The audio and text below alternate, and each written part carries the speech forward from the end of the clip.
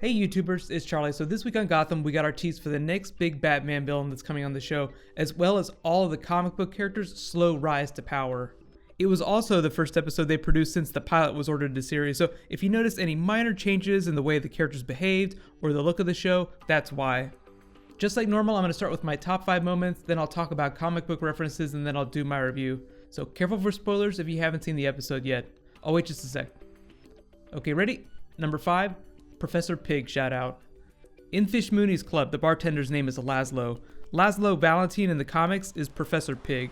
They might be trying to do something a little bit different with the character because Professor Pig is associated with the Circus of Strange, and it doesn't seem like they're doing that on the show yet. It is a prequel show, so you could say that bartender character just hasn't taken on the persona yet. Pig is a noted brilliant chemist, so it makes sense that they tease him in a story involving a date rape drug, that ATP drug in the episode.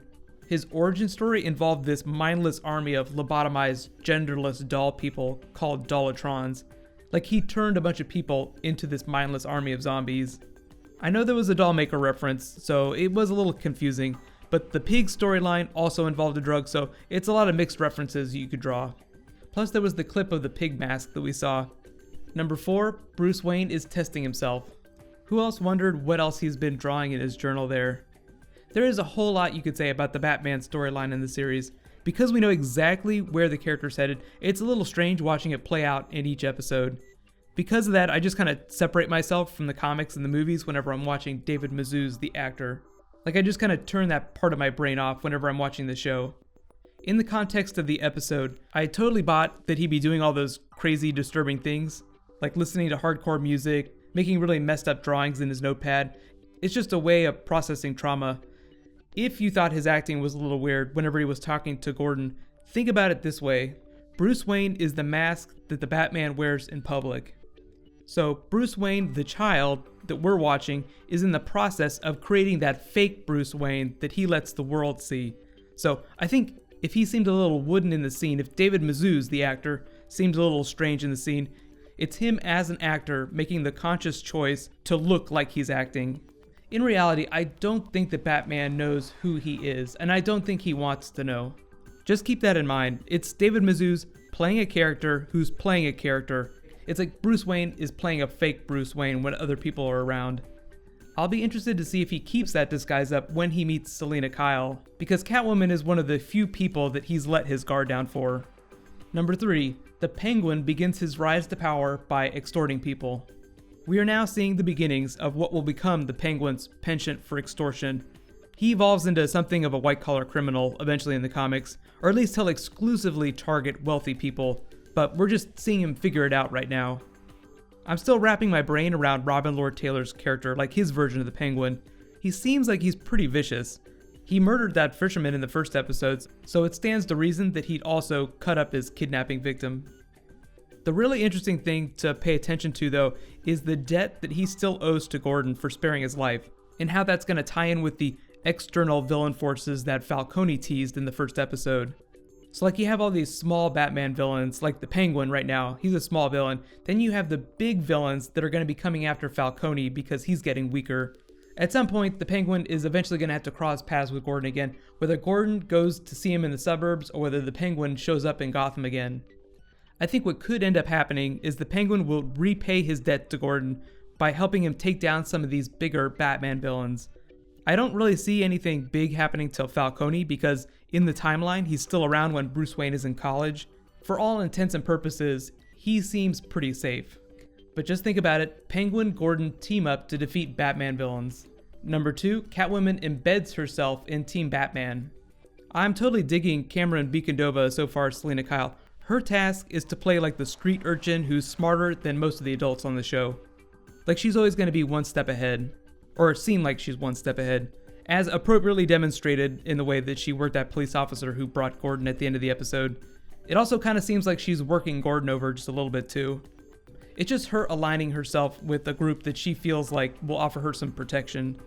I wonder if the Bruce testing himself arc is going to throw him into her path, like he'll do something crazy and she'll be there to bail him out, and then they'll just start being friends. And my number 1 moment, the Dollmaker shout out. The 2 guest stars, Doug and Patty, were working for the Dollmaker. They were rounding up children for him. It might end up turning into a doll army situation like they did in the Professor Pig storyline. I mean, otherwise, why would they need all those children? We will see more of the Dollmaker in the future though. He's just one of the many Batman villains coming to the show. It sounds like he might be one of the big external forces Falcone was talking about. Another big one is Hugo Strange. He's tied more to the Arkham storyline. That really only kind of got teased a little bit with the ATP drug. I will talk more about Arkham when they actually go there in an episode. But they will be doing that. They are doing Arkham this year. Let me know what your favorite moment was, and let me know, how do you think that Bruce and Selina Kyle are going to meet for the first time? I mean, is it going to be like a Batman meet cute situation where they're both like getting into trouble, but they're getting into trouble and they just bump into each other? Here's a few of the comic book references I spotted. I already mentioned Arkham, Professor Pig, and the Dollmaker, but the group of kids Bruce wanted to help is probably going to be the precursor for that child care facility creates. In the movies, they talk about the boys' home that he funds. I imagine he also does the same thing for girls, like he also has a girls' home too. But it's just the beginning of him using his money to help people.